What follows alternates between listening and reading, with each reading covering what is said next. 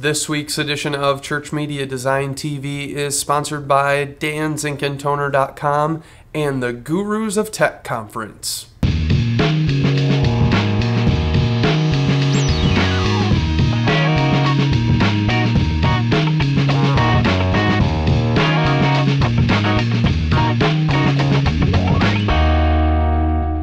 Welcome to another edition of Church Media Design TV, tips, tricks, and how-to for you, the church media designer.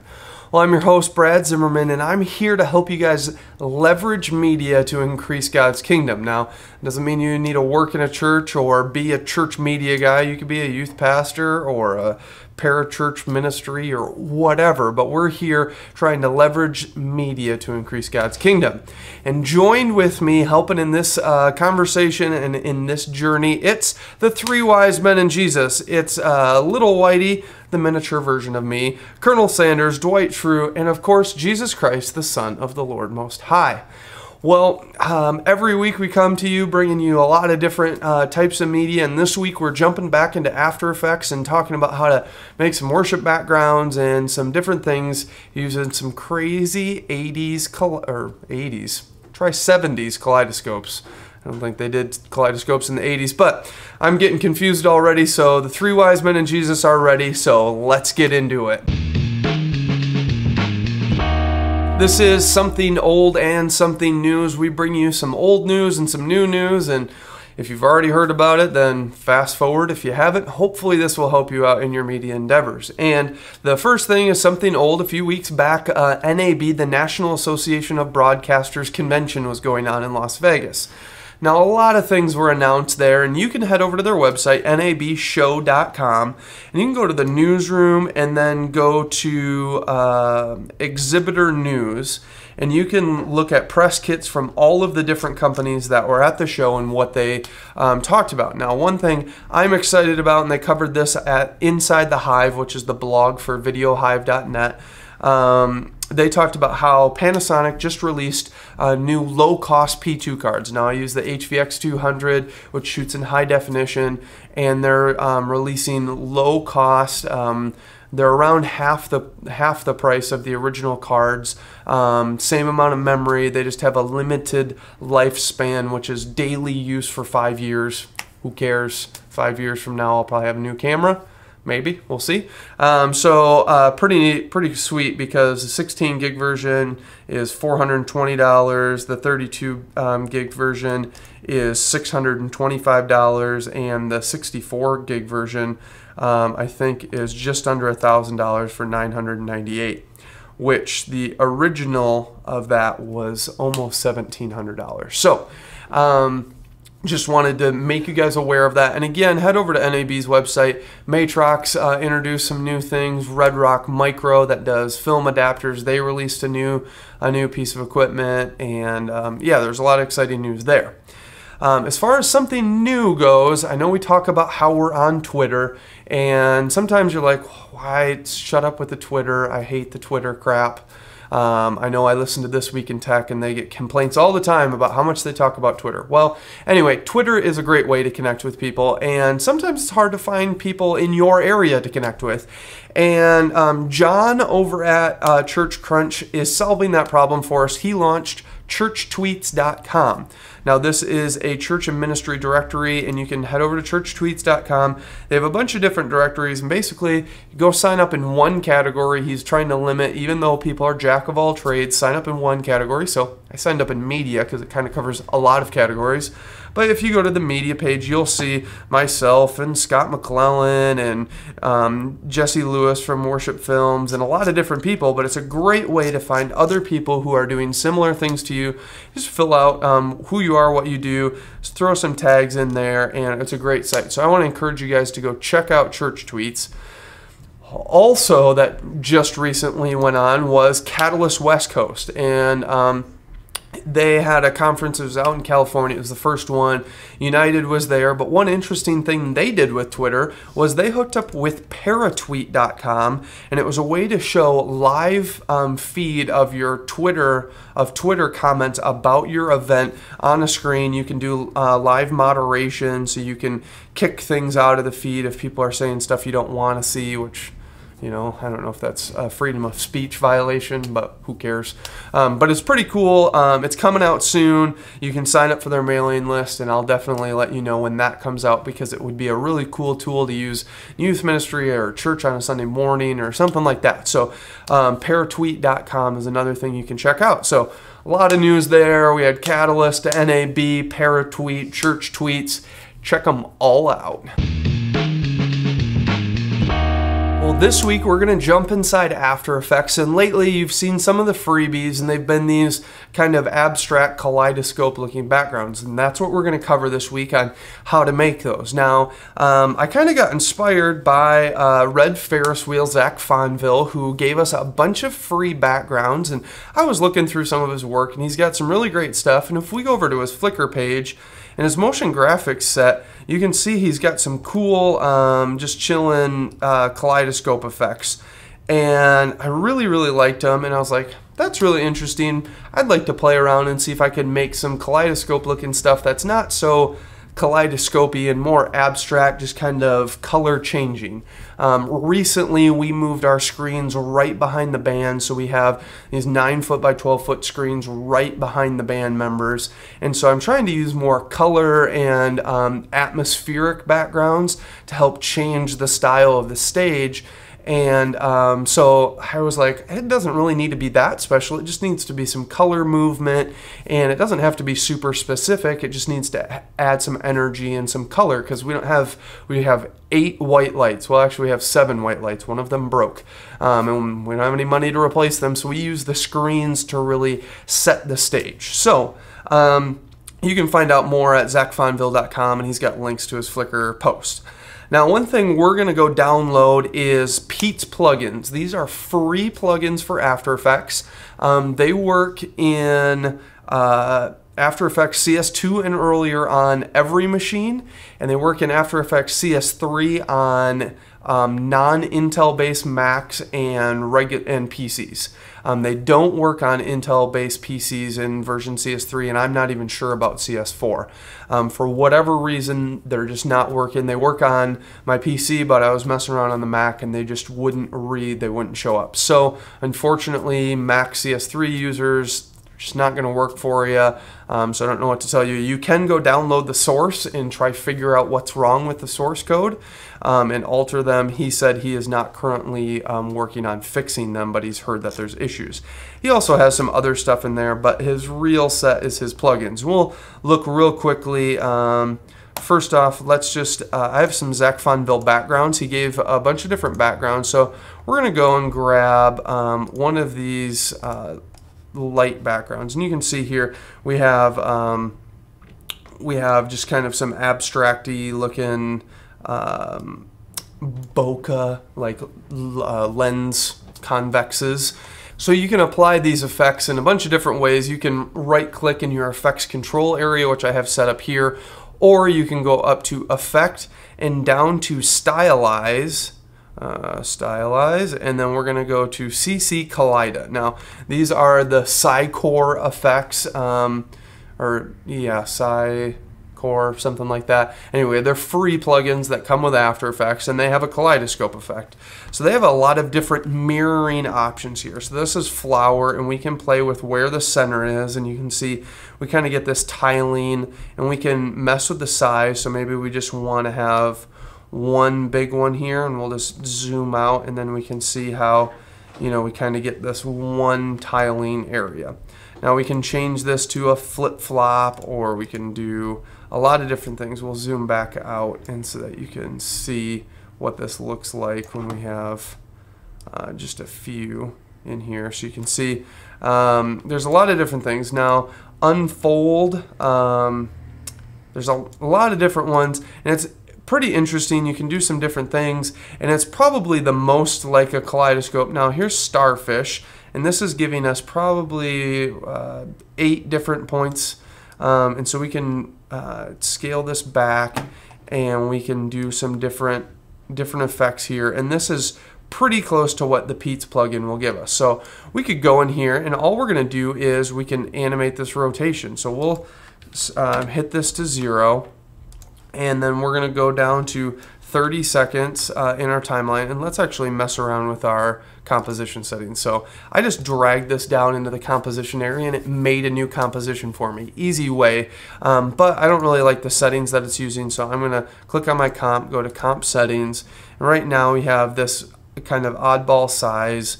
We're going to change the size of this to 1280 by 720, and that will be a widescreen background. Then we're going to change our frames per second to 30. We're going to do square pixels and 30 frames. So now you can see here we got our comp settings a little bit better. So we're going to roll down here to 30 seconds, click on our kaleidoscope, and we'll do one rotation. And now you can see that we have a perfect loop of this going around. Now the cool thing is you can mess with your center point, and it will give you a little bit different where it's pulling the kaleidoscope from. It'll give you kind of a different look. So you can kind of spend a lot of time in here and mess around and really find something that you like. Now what I like to do is I can go in here and I'm going to go to color or to blur and sharpen, and I'm going to give this a radial blur. And I'm going to turn up my amount to maybe 20. And we're going to wait for it to render here. I'm actually going to turn my quality down to half so that it doesn't take quite so long.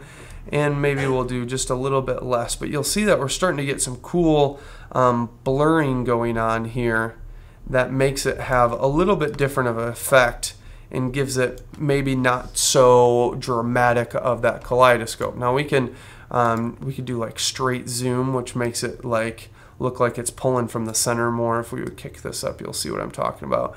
See how it kind of zooms in from the center of the screen, and we can change that zoom point so we can have it pull from one side or the other. And now we're really getting kind of this abstract-y kind of background, which has more of an American Idol or concert feel because it's just kind of an ambient background. It's not anything specific. You can't tell what it is, but it brings color and life to the stage. Now, this works pretty well, but I want to focus on Pete's plugins because I think they give us a little bit more freedom. So we're going to right click, we're going to go down to Pete's plugins, and we're going to get the kaleidoscope effect. Now, the cool thing about Pete's plugins is we can say how many divisions we want. So we can go, we want 4 divisions, we want 1, we want 64. I think is the highest we can go, and we start getting some craziness going on. But it also gives us a lot more freedom. We're going to go down to about 5, which will give us kind of a star look. And let's just mess around until we get a nice spot in our output center. So we got like some good color there. It's a little darker on the edges, and we got a little bit of a bloom going on in the middle. And now if we take our output angle, we can mess with our output angle so we can actually spin this. So it's kind of a rotation, but it's a rotation within the layer. And then we can pull our source angle, and this is kind of giving us that same kaleidoscope effect. So if we would do 0, lay down a keyframe at source angle, and then go down to 30 frames and lay down another one at 1, you know, we'll have a nice full rotation. And it's giving us the whole kaleidoscope effect that we were getting with the other one. Now, one thing I like to do, and that I've done with some of the backgrounds you've seen, is instead of using the source angle, I've used the source center. So what we're going to do is we know that this background, if we look here, this background is 1366 by 768. So we're going to do the 768 side. So we're going to pop in here. We're going to put in 0 for our beginning point. We're going to do source center. And then we're going to go down here, and we are going to go to 768. And you see, well, it didn't totally line up. We need to double that. So that's what, 1524, I think, is my math is right. And we should see that it's now the beginning, the same as the very beginning. So we can hit the end and the home key, and it's pretty close. We may want to just mess with our last one here. I might have been a little bit off. So, and with messing around a little bit, you'll get your perfect But the cool thing is, instead of seeing this kind of rotating, you see more of the image panning across, and you get a little bit cooler of an effect, especially when we go and add in that other blurring effect. So we're going to do a radial blur, and we'll do maybe 20 pixels. And actually, let's do this a little bit differently. We're going to apply the radial blur to an adjustment layer. So we're going to do new adjustment layer. And this is basically a layer that affects all layers below. And so we're going to go to blur and sharpen, or we'll just go CC radial blur. And now we can do 20 here. And you see we kind of get the same effect, but we get a little bit more control because we can do some different things because we're adjusting all the layers below. So if we take this, we can now scale this layer out, and you can see that the radial blur kind of stays with it. So we could maybe, you know, take this down and have kind of this vignetted look that's going on here with all these colors. And we could slow this down so it just kind of slowly changes. But if we do a quick RAM preview, we'll just do Shift and then number pad 0. This will just quick RAM preview us 2 seconds worth of footage, and we can check out and see how this is looking. So as you can see here, we have our RAM preview running, and you know, we have kind of a cool, it's very subtle, the effect that's going on, but we probably have a little bit too much radial blur. Now, we don't have to use an adjustment layer. We can put it on there. Sometimes it's nice to keep effects separated because then we can just shut off this layer and we can do different things to the layer below, like scaling it without having the radial blur affect it. So we'll just go in here and we'll take this down to about 10, and maybe we do this as a faded zoom again. Maybe we'll kick that up a little bit more. Straight zoom, let's do centered zoom, no, let's do faded zoom. And then as you can see, we get a really nice soft ambient effect that's going on. It's a little trippy, it depends on what your style is, but you can take a lot of these backgrounds, work them together. Maybe you do this going into another one, but it's pretty cool. Now what we're gonna do is we're gonna make a couple new ones, but we're gonna use a couple different styles. So we'll go grab this guy, pull it down in here, and we're gonna shut our effects off. We're gonna go to Pete's plugins, and we're going to go to Kaleidoscope. And now you can see we have some distinct lines in here. And the reason that we have that is because there are some distinct lines going on in this image. So we can play those to our advantage. So we can make some really cool shapes out of this same effect just by using a different image. So again, we can mess with the source angle here and maybe get, like, that's kind of cool. And then if we mess with, let's go back to maybe that. Now we can mess with our different angles and settings, and we can get some really cool, interesting, different things going on here. And again, this is all about playing with these effects. I just really wanted to show you what these can bring you and what you can do with these. And again, we can take our divisions and take these down so we don't have quite so many, or we can kick them really high and get more of a sun wheel. And we can actually bring it down to the bottom. There's actually an output center, and we can move that output center wherever we want. So let's say we wanted to move that down, and we did maybe just a few less. Let's do like 25, and we can mess with the output angle, and we just kind of spin it, or we can do some different things here. And maybe we just do, watch this, let's throw this here, go down to 30, and we'll, I'm going to hit U to reveal keyframes. I'm going to put the same one there, and then around 15, I'm just going to alter this just a little bit. So it kind of, it's going to start one place and then move back. Maybe we want to move it a little bit more than that. So it's gonna, you know, have a little bit of a movement and then come back.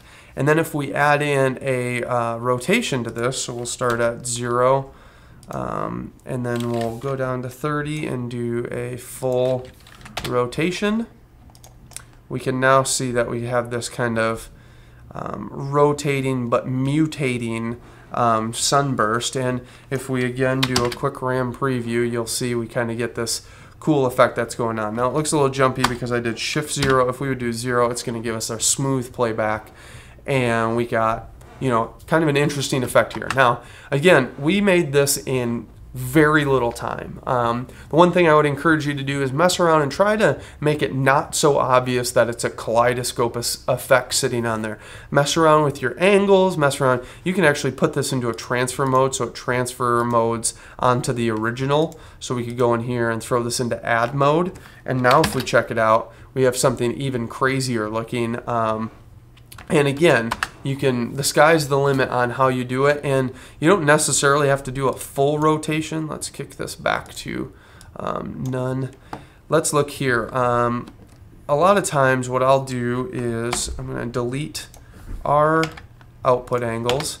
A lot of times what I'll do is I will find a point. So like I'm going to find the point where just this little dot here in the corner is showing. And that's going to help me set up that I can do that, and then I'm going to go down here and I'm going to rotate until I find the, like maybe 3 points away, because this repeats a lot, and so I could maybe only do like, let's see, that much rotation, hit end and home, and it is pretty close. We can mess with the angle a little bit more, but now our rotation is going to be a lot slower and it will be a lot more subtle.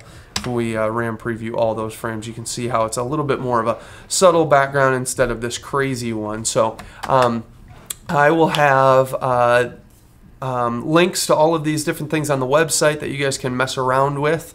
I would encourage you guys to mess around with a lot of different things, a lot of different effects, and how you can take this kaleidoscope effect and really take it to the next level, because you can take a lot of different things, and a lot of it just lands on, do you have color, do you have some shapes in it, and some different abstract things, and you just take that image and the sky's the limit. Maybe you want to blur the image before you put the kaleidoscope effect on, so maybe we go here and we do our radio blur, but we take that and we put it before the kaleidoscope effect, and maybe we take it up to like 10, and you can see how we now get a little bit different of effect. Whoops, probably put that a little too high. Let's go back to about 20.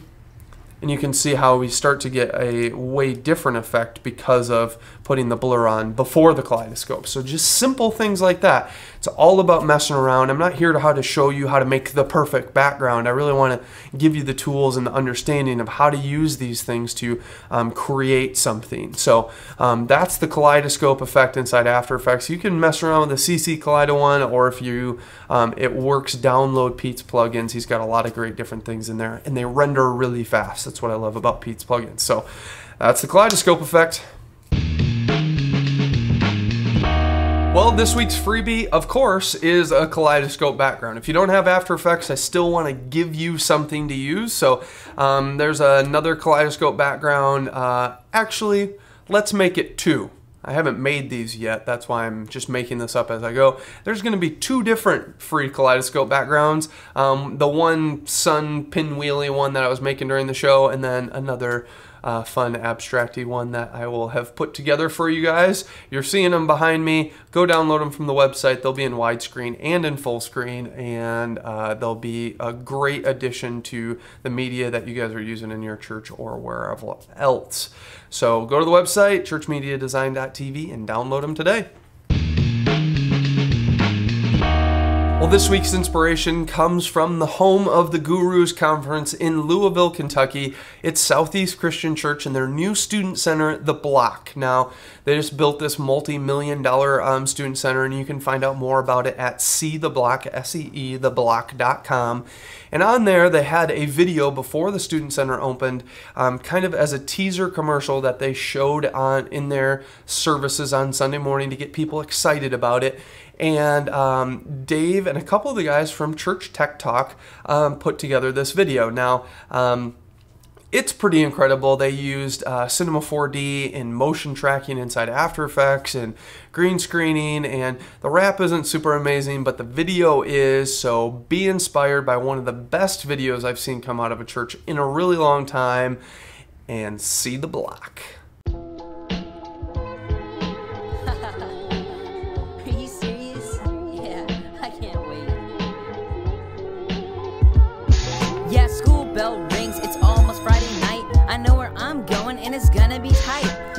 and the fellas, we hop in the ride. We roll to the block and we step inside. We could hear the DJ spinning when we hit the door. There were teenagers everywhere, straight up crowding the floor. Air hockey to my left and bowling to my right. We realized very quickly we could be here all night.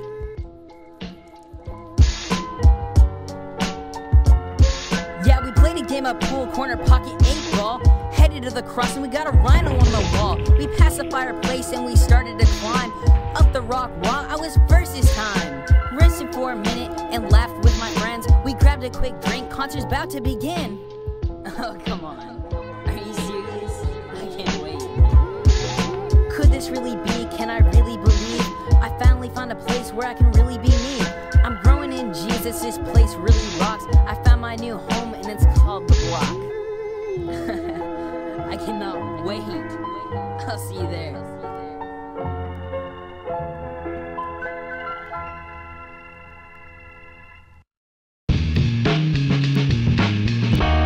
We'd like to take a moment and say thank you to one of our sponsors, which is danzinkandtoner.com. Now you can head over to danzinkandtoner.com and find out about the wholesale program and the leasing program and his full service programs. Now, you might want to go wholesale and you might even want to lease. Now, I know lease is a bad word to most people who know about finances, where you think it's a waste of money. But the way that printers are being made today, it might be better for you to get a 5-year lease on a printer and you get your full service. So your ink is included, your repairs are included, the whole 9 yards. And you can also do a full service buyout, so you can buy your printer but still get full service with the ink and your repairs all included. Now you can find out about this by just signing up. Now it says that you're signing up for the wholesale program, but you're really signing up for the store and all of the things that Dan has to offer. As soon as you sign up and tell him that you came from Church Media Design, he's going to go through the whole program and figure out what's best for you. He'll give you a quote on it and figure out what's going to be the right situation for your church. Also, you can go down in the corner. Dan's got his email down there as well as his phone number, so you can give him a call and ask him about the program. I really want to encourage you guys to check this out. Whether you have 1 printer or 40 printers, you're going to save money, and why not save money? So check out danzinkandtoner.com. Now, our other sponsor is Gurus of Tech. We've been checking out this video, and I want you guys to watch it again about why Gurus is around and why I'm a part of it and why I want you guys to be a part of it. It's July 13th through the 15th in Louisville, Kentucky, and it's free, so check this out. Okay, so maybe you're the guy that your church looks to make videos for the weekend service, and you're knocking it out of the park, but you want to get better. Or maybe you are the guy who puts up the dynamic sound mix every weekend for the worship service. Or maybe you're the person who's over lighting. Or maybe it's the sweet graphics on the bulletins or the screens. Or maybe it's making stage design, but you don't have much of a budget. Or maybe you just get to design the creative moments where your people get to meet with God. Well, the chances are you're going it alone, because usually that's how us techies and creative people roll in the church. But we don't think it's right. We think we should be in community. And so that's what we're doing. We're bringing it all together at Gurus. On July 13th through the 15th, we're going to be meeting together in Louisville, Kentucky at Southeast Christian Church's new state-of-the-art facility called The Block. And it is going to be an awesome time where we bring together some of the greatest minds in the church world in lighting, sound, video, audio, creativity. Not just to teach, but also to learn, because we think you have something to offer too. It's a user group. So come meet with us. Coolest thing is it's free.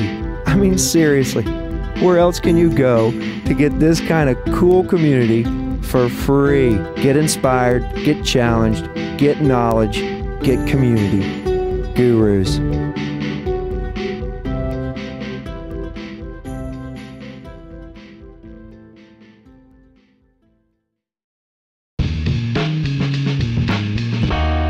Well, thanks for tuning in to another edition of Church Media Design TV. Now, there's a lot of interesting things going on behind the scenes that I can't quite talk about at this moment in time, but there's some cool stuff going on. So one of the best ways to find out about those things is through our newsletter. Now, you can go to ChurchMediaDesign.tv/subscribe, and you will get a monthly newsletter that contains a freebie and contains what shows we're doing. If you got the newsletter, you knew I was going to be talking about kaleidoscopes on this episode, and you're going to know what next week's episode is, which I'm not even going to tell you because you should have subscribed to the newsletter. So subscribe to the newsletter, ChurchMediaDesign.tv/subscribe, and you'll get that once a month, and it will be a little bit behind the scenes. I'll have an article in there. I talked about how terrible I am at spelling and typing, so hopefully the article won't be long and it won't make you want to hurt yourself. But you can subscribe through that. You can also find me on Twitter, twitter.com/CMDTV, and I'm posting articles and stories and questions and different things that are going on. So it's a great way to stay in touch. Even if you don't want to be a part of Twitter, you can just go to my page and read what I've been talking about and find out cool stuff. So that's a great way, as well as you can email me, brad@ChurchMediaDesign.tv. That would be another great way to stay in touch, as well as leaving comments on the website. And speaking of the website, I'm currently working on it. It will be out soon. It will be announced in the next newsletter, hopefully when that is out. And you will get a newsletter on the day that it comes out saying that the website is up and running. So again, subscribe to the newsletter. You'll find out about all of that information, plus a lot more of exciting things coming in the future for CMD TV. So as for me and the three wise men in Jesus, we're saying, see you later.